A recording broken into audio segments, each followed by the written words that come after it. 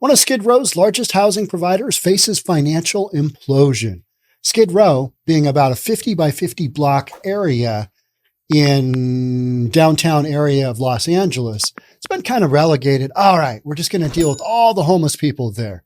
So you've got a housing provider that's been buying up housing, and they've got, I think, 29 buildings. And now they are literally about to become homeless themselves. Let's jump on in. Let's see what the deal is. Here we go.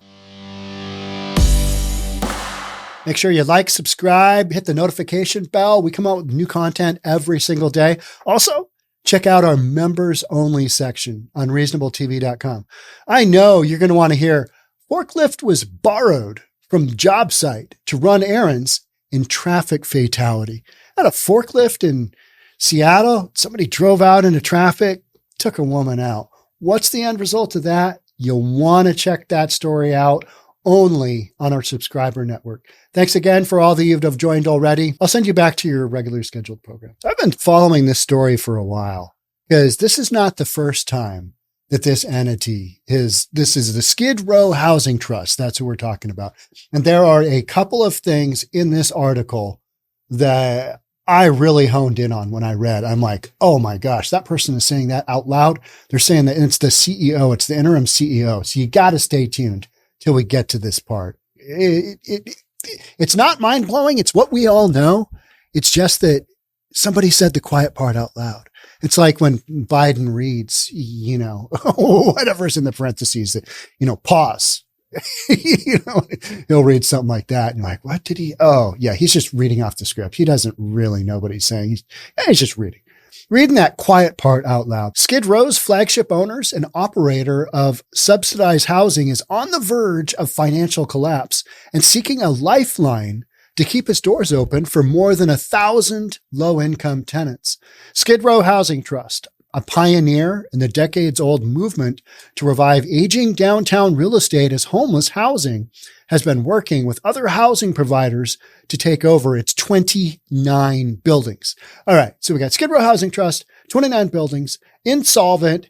The other key thing that so far you need to remember, reviving aging downtown real estate. That's a takeaway from this podcast you need to remember. We're going to get into that. In a series of meetings Tuesday, briefing the staff on the organization's impending changes, we're going to have some changes. Interim Chief Executive Joanne Cordero sought to assure the 165 employees that other philanthropic and housing organizations are stepping in to ensure that their work will continue and that no one will lose their home. All right. So you got 165 employees.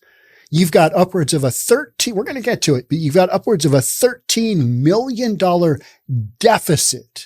annual deficit has happened.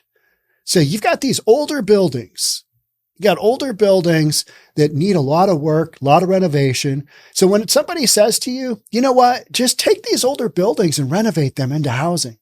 And that's part of it. This is part of it. This is part of the equation. So what you've got basically this article is a cry for help saying, hey, whoever else can step in and buy some of these 29 buildings, they will save this entity from literally going bankrupt. And these buildings that they are leasing out to the homeless individuals, all of those people becoming homeless, as a result of their financial inability to manage these properties, or some might say manage their 165, workers that, may or may not have extravagant salaries. Who knows? But every single time I do an article on one of these, entities that works with the homeless, their top CEO makes hundreds of thousands of dollars a year. And I'm like, wait a minute, you're a nonprofit and you're working with the houseless, but you're getting paid this? How does that work? Yeah, it works somehow. I'm just not really sure. So everybody is coming together to help figure this out and to support the residents. Cordero told the Times in an interview, that's not what's happening. You are fire sailing your buildings. That's what you're doing. You're just trying to hold the thing together. They're not coming to support the trust. They're coming to support the residents. Nobody has any desire to see any of our housed people become unhoused. Several philanthropic groups, including the Weingart Foundation, the Hilton Foundation, and Cedars-Sinai, have committed hundreds of thousands of dollars to help the agency stay afloat while it works to divest its properties. All right. So you've got operating expenses of somewhere around 41 million, and you got a few $100,000 coming in. That is basically just covering salaries, right? That's covering bare bones salaries. The demise of Skid Row Housing Trust highlights the vulnerability of the housing model it pioneered. That's an interesting statement right there. It's vulnerable. For more than 3 decades, the trust has been a mainstay of LA nonprofit housing community, building and managing nearly 2,000 units of single residence occupancy buildings and permanent supportive housing. Skid Row Housing Trust is not only an institution in the region for providing much needed housing for people on the margins, it really led in creating a norm of permanent supportive housing, said Miguel Santana, president and chief executive of the Weingart Foundation, which chipped in $200,000 late last year to help keep the organization solvent. So it is essentially insolvent, and it's being piecemealed with these emergency loans. The Hilton Foundation and Cedars-Sinai's philanthropic arm also donated $250,000 and $150,000 respectively to help the trust stay afloat in the near term. So, all right. So we've got 400. So we've got $600,000. We've got $600,000 that was just floated into this entity because they can't keep their staff on salary. They don't have the income to do it. They're just mismanaged. All right. How did they get so mismanaged? Their footprint in LA is significant, said Santana. They have been advocates for preserving housing for the people who most need it. So it's unfortunate that it's gotten to this point with their finances where they're not able to maintain the breadth of assets that they have. But several years of running deficits of as much as $14 million per year, according to their own financial disclosures, left the organization struggling to pay employees and pay basic bills. In recent years, the agency has pivoted towards new construction, building architecturally striking buildings that enhance Skid Row. It's completed 3 projects of about 250 units using funding from Proposition HHHH, the $1.2 billion housing bond approved by Los Angeles City voters in 2016. Here is the kicker. Here's where we start to get into the nuts and bolts. But a portfolio dominated by buildings from the first half of the 20th century became increasingly challenging to support. As maintenance needs outstripped revenue, hundreds of units remained in uninhabitable condition after tenants left, creating a vicious cycle of declining rents. Occupancy at their buildings has dipped to about 78%, Cordero said. All right, so you've got 22% vacancy rate. So you got 22% vacancy rate. That is enormous. A fifth of what you could be renting out is not being rented out. Okay. So you got old buildings. You got old buildings built in, call it 1910, 1920, 1930. Now you might say, oh, but they're brick and they're really architecturally significant. Okay. But brick needs mortar work. Those buildings, you could have structural problems. You have bad roofs, bad windows. The HVAC could go out. That's millions of dollars on these big properties with multiple units. You've got siding issues. You've got any kind of issues. And we're not talking about the interior of these buildings yet. We're talking just old buildings in general. So you've got a situation where you've got declining rents, you've got expenses going up. So Skid Row Housing Trust was started by a group of activists in 1989 to prevent these buildings from being torn down and turned into office space or less affordable housing. This is where I say, be careful what you get into, because not every use, just because there's a structure there, doesn't mean that it's going to be good housing for anybody. The result was the purchase and renovation of more than a dozen of these residential motels in and around Skid Row. Here is why housing first doesn't work in today's environment, where you've got people that are either mentally ill or wildly addicted to drugs or both. So this is what the CEO interim CEO of Skid Row Housing Trust, is saying, one of the biggest trusts running homelessness in Los Angeles. You get residents who have some kind of a meltdown and they destroy their unit. He's trying to sum up the challenge of managing these buildings, even in the best of times. And then we figure out how to get them the services that they need. And then they come back. And when they come back, they destroy the new unit that they've just gotten into. So they've blown out 2 units, right? And then they destroy the 3rd unit. So on top of these older buildings needing a bunch of updating and maintenance that rents no longer cover, you've got tenants ripping apart these units, sometimes as many as 3 times.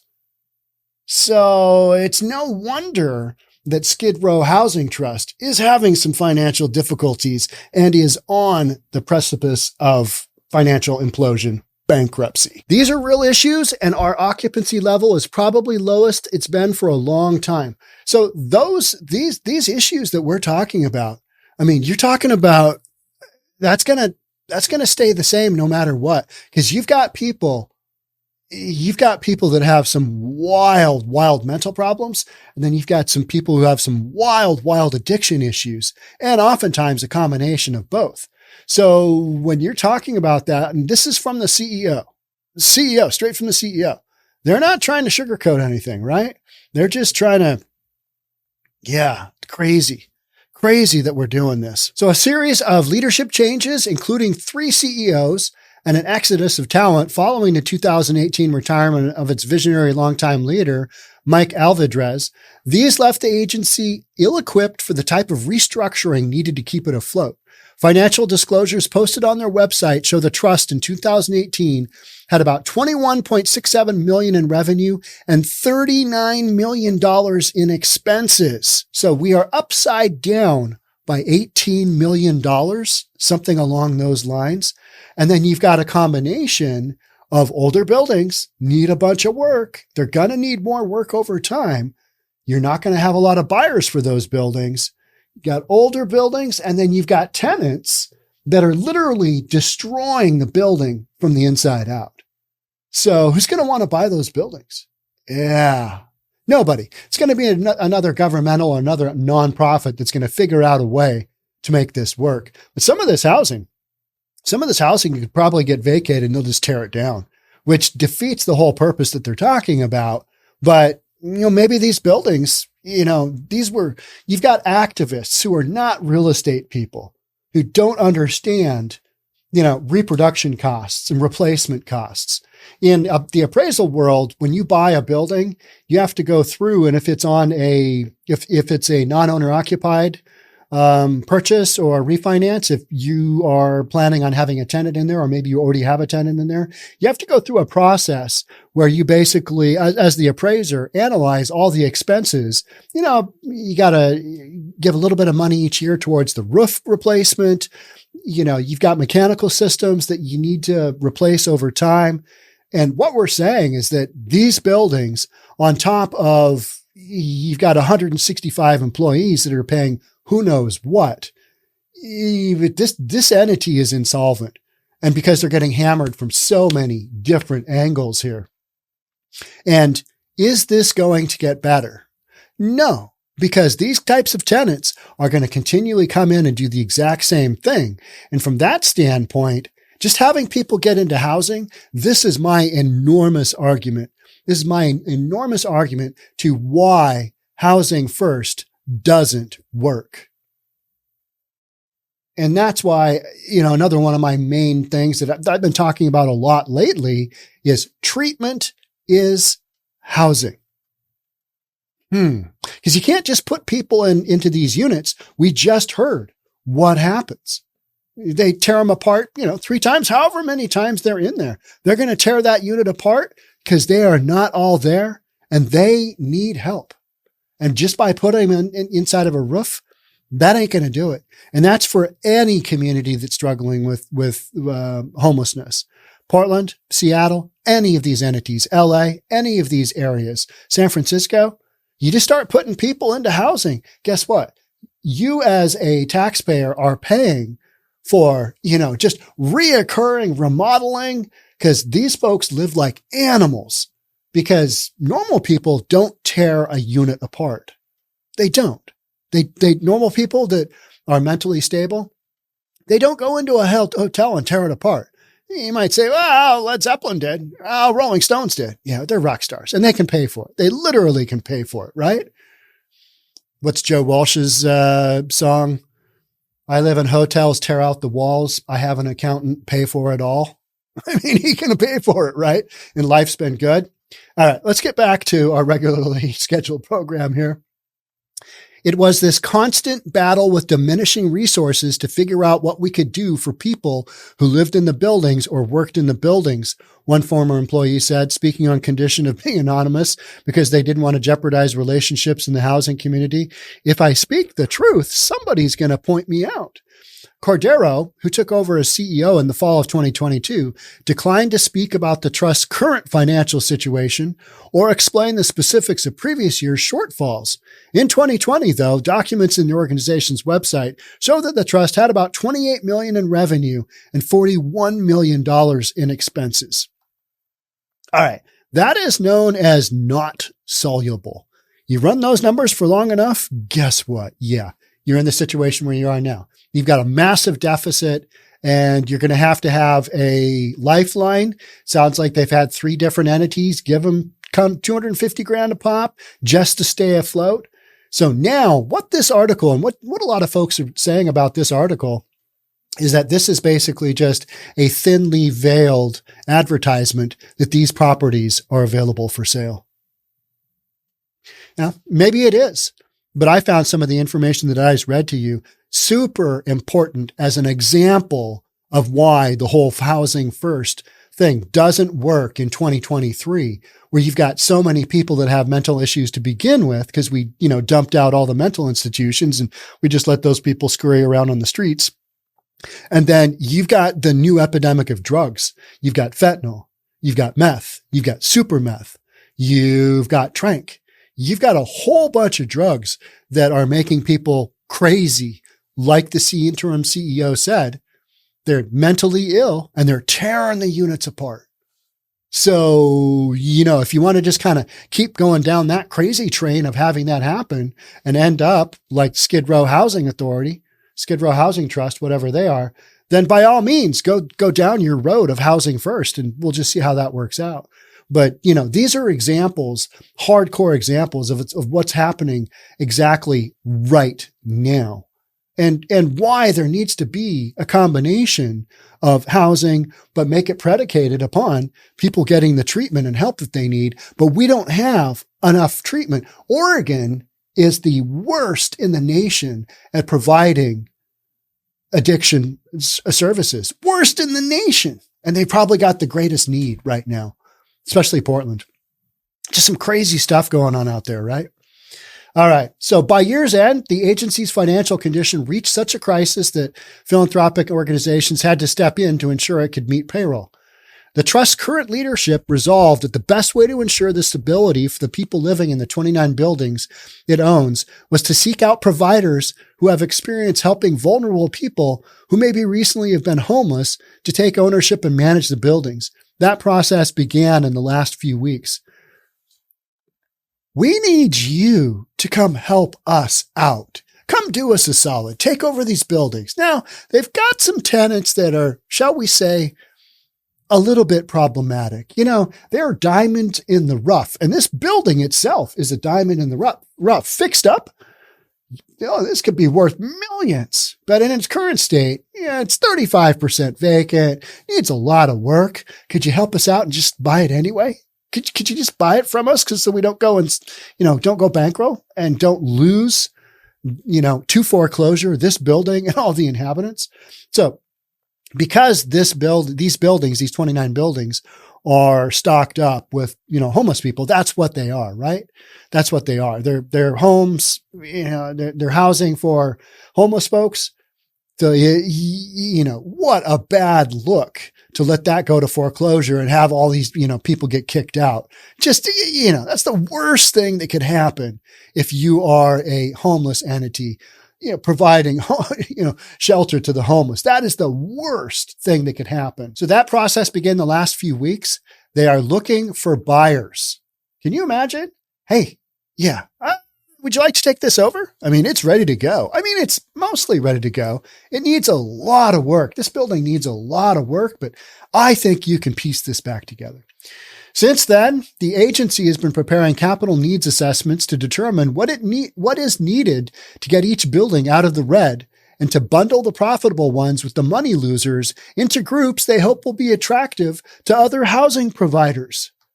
Now, if you know anything about, the Great Short, if you know anything about the Great Recession we just had, this is literally how that recession happened.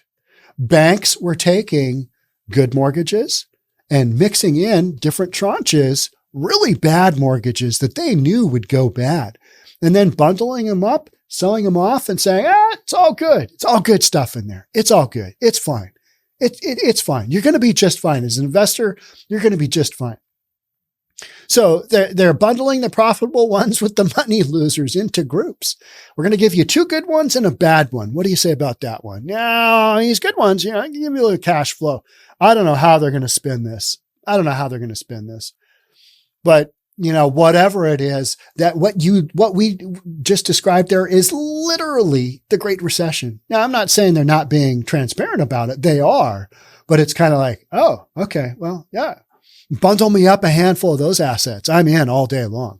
This is going to take a real specific, buyer to buy these properties. Somebody who can really get to know, who understands and can analyze the risk that they're taking on. And guess what? You're going to have some massive short sales on these properties because guaranteed, whatever mortgage is on them, it's going to be more than these buildings are worth because since their purchase, they've had so many years of neglect and, self-admittedly, their own tenants ripping these buildings apart from the inside. So who knows what kind of work they need and who knows what the balance is of work required just on the infrastructure and the skeletal exterior and the roof and elevators and all that stuff. Who knows what that looks like? And that's one category. And the other is the interior, the actual rooms themselves. So, this housing authority has got themselves into a little bit of a pickle. But Los Angeles officials have already acknowledged the cash flow gap must be filled by public money because the buildings are not likely to attract private capital. Nobody's going to buy these things. These are terrible buildings. Nobody's going to buy them. Much of the financial support would have to go to renovating and rehabbing these buildings and getting them into better shape, these officials said. This challenge comes as the city is aggressively trying to expand the supply of interim and permanent housing available to homeless people. Losing units or having them vacant is not tenable, they said. I know that we will participate financially, said Mercedes Marquez, LA's chief of housing and homeless solutions. That's another entity that's, you're going to have a massive bailout on this. That's all there is to it. We are working intently to understand what it is that will be required to stabilize these properties so that they can be transferred to other owners and managed as affordable housing for very low income people. Right now, this housing is not viable. It's just not viable. And moving forward, given the circumstances with the homeless community, who's going to want to step in and take a shot at these? I don't know. How much money is going into this homeless deal where we're providing housing first? Because all I keep hearing is people saying, housing first, I need more units of housing. Well, you got plenty of units of housing here and it's not working out, right? Due to a number of factors. Now, I'm not saying you can't build new housing and have it be, half of the equation that we're talking about here. But you're still going to have people coming in and ripping these units apart on a regular occurrence because they are not mentally stable and they're not getting the help that they need, which means they probably need to go to treatment or mental health care facility. And since that's not really happening, is this whole housing for the first thing, is it viable? To me, it's just not. It's not unless you combine housing with, hey, you got to be sober to live here.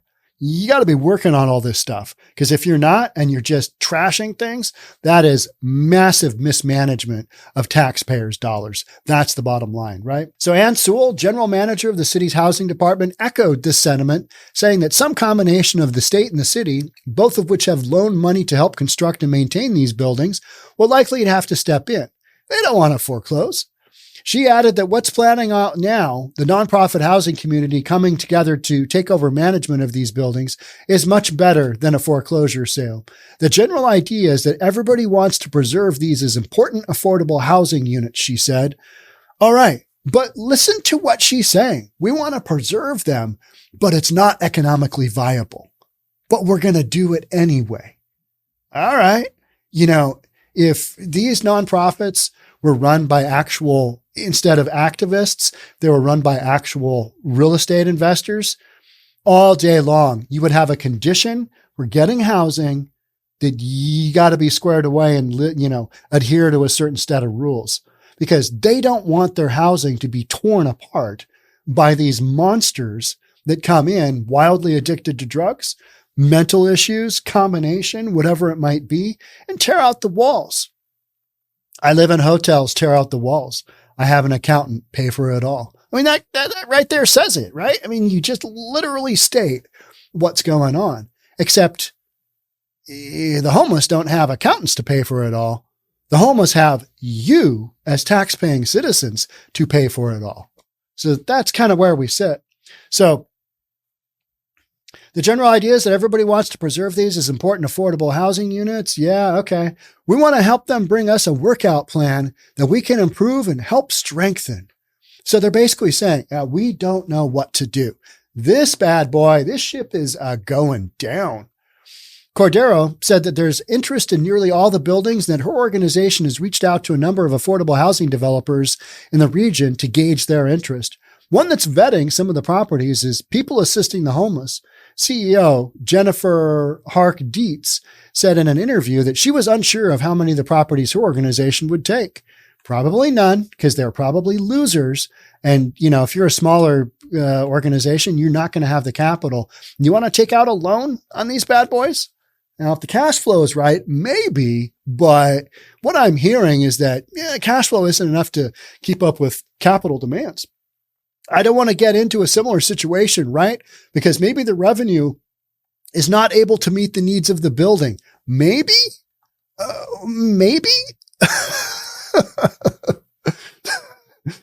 I think you're onto something there. I would run with that, and I would run away from these properties. I think having multiple providers involved is probably going to be the most beneficial route, because then you spread the bad debt, which is these properties, across all folks, right? Spread it out. Let everybody share in the whole thing going down. So we definitely aren't looking at taking the entire portfolio. I think it would be a lot for any one entity. Stephanie Klasky-Gamer, president and CEO, chief executive of LA Family Housing, a homeless services and housing nonprofit, said she had been discussing Skid Row Housing Trust's demise with her board's real estate committee on Tuesday, partially because it serves as a cautionary for nonprofits like hers, which also own and operate aging buildings. So that's a large portion of the equation. Those buildings take a lot of money.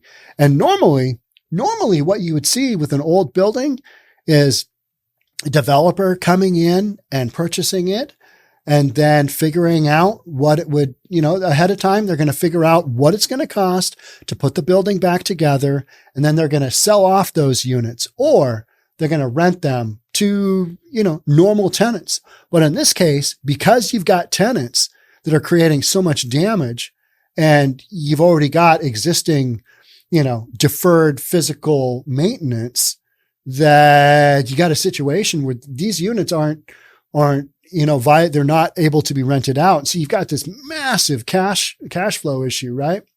So the CEO said LA Family Housing, which mainly works in the San Fernando Valley, is looking into whether they could take over the management and ownership of at least one of the trust buildings in North Hollywood. They have some of the oldest properties of our industry, and those properties they need to be reinvested in a significant way. Does it make sense to reinvest in old properties? That would be my question. We need to recognize how old a lot of our portfolio are and how much investment needs to be made into those buildings so that they're up to the appropriate health and safety standards and so that they don't bring an organization down, even though they will be ripped apart by typically each tenant that comes into them. They're going to be torn apart in some way, shape, or form because these folks aren't in a mental place. I'm not saying every single unit will, but we heard from, pretty credible source. Hey, here's the deal. You know what? We bring them in, they've got some issues. We get them help. They come, we fix up their unit. They come back in, they tear it apart. We do that 3 times. And just staying as a matter of fact, like this is just how it goes down. So those are some of the things that are happening in LA right now in this type of environment. So, every time you hear an entity say, we just need more housing. Well, is that really the story? Or what about treatment is housing? Yeah, those are some of the roads I would like to see folks go down because that provides more of a long-term solution because you can control the building. You can get the building squared away.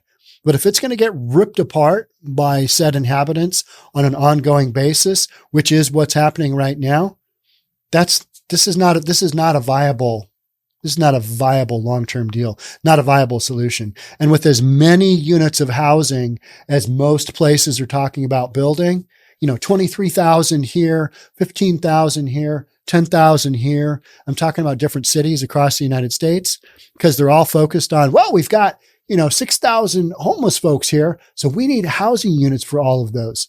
So what you're essentially doing is if you create 6,000 housing units for each of your 6,000 people, do you know what kind of a mess you're creating? You are creating a disaster, which is what Skid Row housing is trying to work its way out from right now. And the taxpaying citizens of Los Angeles are going to foot the bill for this bad boy.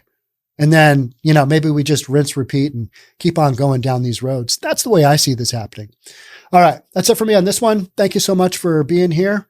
And I'll see you on the next one. Bye for now.